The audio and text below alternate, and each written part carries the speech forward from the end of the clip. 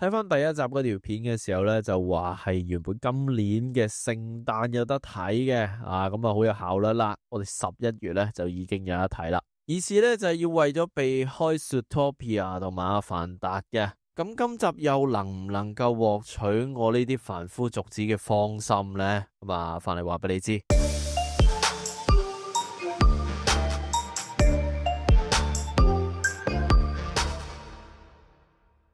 大家好，我係01，呢個係一個專門評論歌影視嘅頻道。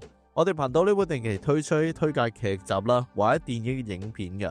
如果有興趣接收相關資訊嘅你呢，歡迎你哋我哋加我哋支持一下。我哋有開 IG 啊，有開 Threads 啊，除咗會喺上面分享一啲關於電影嘅資訊同一啲我哋嘅睇法以外啦，間中我哋仲會舉辦一啲投票啦，Q&A 活動會直接影響我哋出邊嘅類型或者題材噶。如果你都興趣參加嘅呢，咁都快啲 follow 埋我哋咯。我哋已經開啟咗會員功能啦，只需要每個月25蚊就可以成為禮貌小寶寶，去支持我哋繼續折磨自己，更可以選擇更高級嘅死嘅都死唔去幸運健康小寶寶，專着非凡。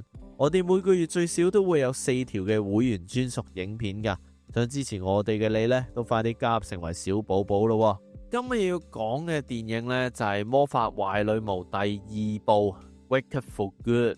咁呢一套呢，並唔係叫 Part 2嘅，但係都唔緊要啦。大家都知道呢，佢係對應翻歌舞劇嘅下半部嘅，即係完結篇嚟噶啦。所以即其實呢，你睇第一集嘅時候呢，佢已經同你劇透咗呢第2集個結尾啦，會係點樣噶啦。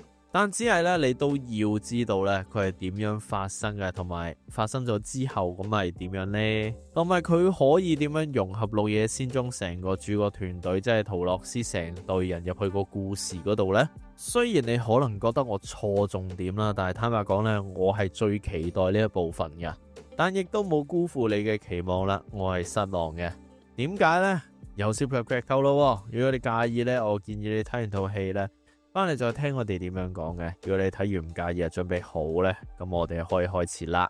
如上集所講呢，其實係一個歌舞劇嘅故事嚟嘅，咁所以佢都唔係啲咩秘密嚟噶。咁但係咁當然你都可以係唔知嘅，所以我哋又嚟稍一個故事大綱啊。咁承上集啦，西蘭花呢就變成咗人民公敵啊，被稱為西方嘅壞女巫啊。而椰菜花咧就成為咗好女巫咧，就人人喜愛。西蘭花咧就係為咗動物權益啦，真相日日絞盡腦汁點樣同大巫師對抗。椰菜花咧就成日天真咁諗，有咩唔流血唔碰火花嘅情況底下解決問題。結果啦，因為立場利益啦，兩姊妹咧始終都係要決裂，真正成為佢哋命定嘅身份啊，一位好女巫同一位壞女巫。咁椰菜花、西蘭花呢對姊妹花，佢哋嘅下場又會係點樣呢？對抗大巫師嘅呢條抗爭之路又會係點樣呢？咁留俾你自己去睇啦。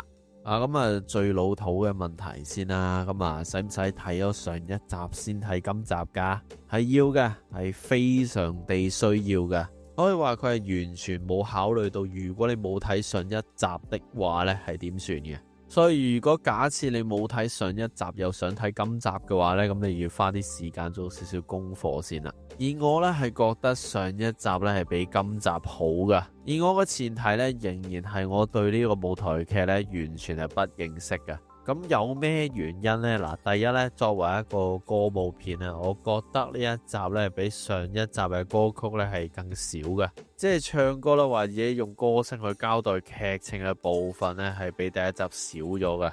Even 呢，佢已經話係加咗2首新歌落去噶啦，而今次嘅主打歌亦都係副標題啦 For Good 啦，有睇到呢，有好多 fans 呢都好大反應嘅，好大感觸嘅。但只能好殘酷咁講啦，佢歌曲嘅記憶點呢係比第一集更少嘅，即係至少呢，嚟到今時今日我睇第2集呢，我都仲係記得嗰首 Popular。第二個部分呢，就嚟到講故事嘅部分啦。首先呢，我覺得佢今集呢，佢講故事呢，拿捏個節奏呢係有啲奇怪嘅，時快時慢嘅，有時呢就好似拖住一樣嘢啦，講好耐，但有啲嘢呢就好似搭咗子彈火車咁樣，唰一聲呢就已經過咗噶啦。而呢一樣嘢咧就導致下一個問題啊，就係角色描寫咧好不足㗎。嗱，上一集咧花咗成集嘅時間去鋪墊嘅咧就係兩位女主角之間嘅感情，然後再嗨邊講一講咧就係嗰個靚仔男主角咧對兩位女主角各自嘅感情狀態嘅。但其他周邊嘅角色咧就真係對唔住啦，佢完全冇時間去 take care 嘅。就好似阿靚仔王子咧，就好似結婚當晚嘅時候咧，意外見到阿西蘭花，佢好突然咧就決志跟咗阿西蘭花走啦，而當晚亦都好突然咁咧食咗棵西蘭花嘅。又或者係西蘭花個妹同阿樵夫嗰一條線啦，所有人嘅喜啦惡啦都轉換得非常快嘅，好似全部人都有鬱躁症一樣嘅。但係我有一個最大嘅受害者就係奧茲嘅大魔法師。其實坦白講，我真係睇晒成套嘢，無論係一集定二集啦，我都唔係好知到底呢個人係想點嘅。有時呢就好似好誠心去做好事，但又有時呢會好義無反顧咁去做壞事。作為觀眾嘅我啦，就算一路睇住啦，其實我都唔好理解到呢個角色咧佢所選擇嘅立場嘅。甚至係最後嘅時候啦，咁啊大魔法師咧得知阿西蘭花佢有機會係佢個女嘅時候啦。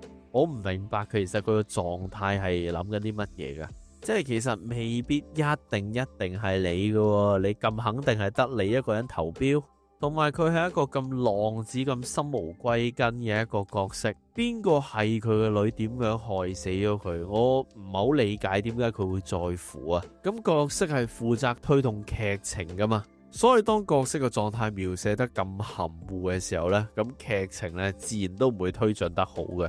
有啲劇情咧，唔好話靠你腦補啊，真係就算係你睇嘅時候咧，都覺得奇怪嘅。例如啦，就嚟到最後一幕嘅時候噶啦，咁阿西蘭花咧就將阿圖麗斯咧就困咗喺個地牢嗰度，咁阿椰菜花咧亦都及時趕到啦，咁啊類似佢哋和好如初嘅，咁心意相通咧，佢哋唱一首咧非常感人嘅歌啊，因為當心靈相通，誰都被誰感動啊嘛，一路唱一路講啊，講完之後又唱，然後再帶到埋去下個場景啦，嗰兩條友係完全遺忘咗放喺地牢嗰個細路女噶。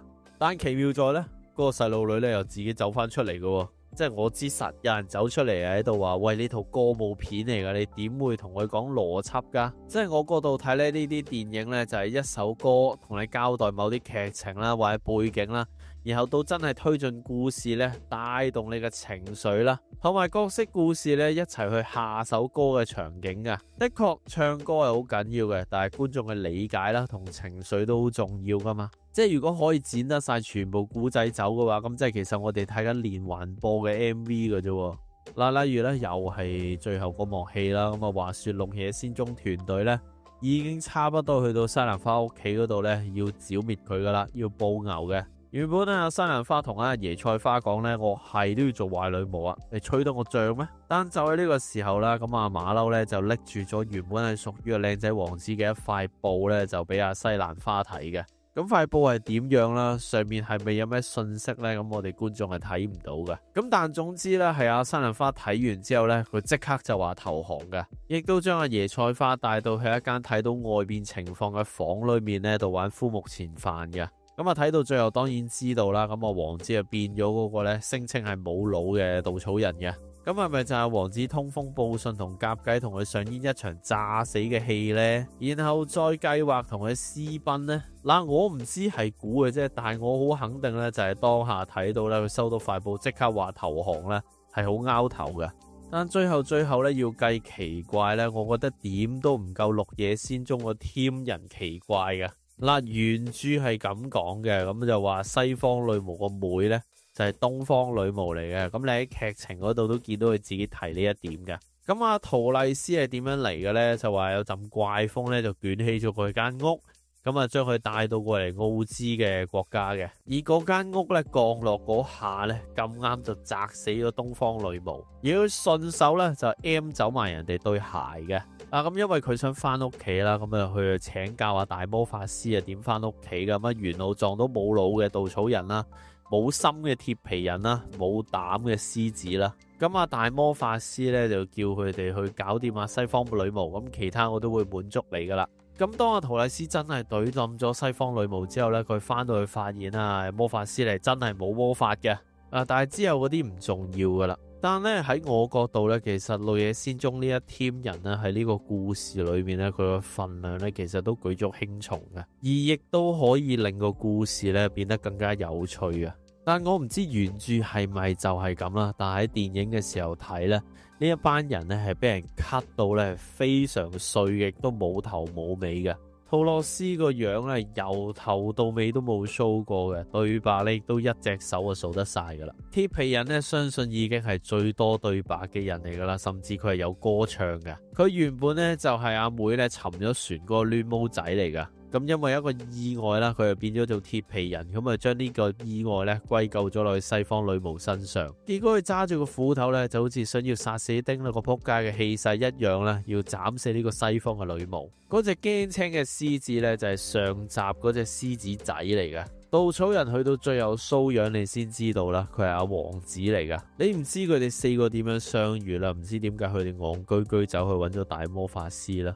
又去到最後，陶洛斯唔知點解自己會走咗出嚟，會攞到桶水淋落去西方女巫嗰度啦。講到自己好大仇口嘅嗰個鐵皮佬咧，到最後係完全冇出過場嘅。獅子亦都係啦，完全失晒蹤嘅。我角度係好可惜嘅，因為其實獅子咧，我覺得呢個角色嘅可塑性好大嘅。至少勉強嚟講咧，佢都係一隻貓科動物啦。你想要觀眾記得佢啦，中意佢啦，其實係我覺得好輕易嘅。喺 trailer 咧見到佢成日揾條尾遮住自己眉頭咧，覺得佢幾 Q 嘅。結果咧 trailer 已經幾乎睇晒佢會出場嘅場景噶啦。所以如果你都係想睇佢點樣插綠野仙蹤嘅故事入去嘅話呢，你可以慳飯嘅。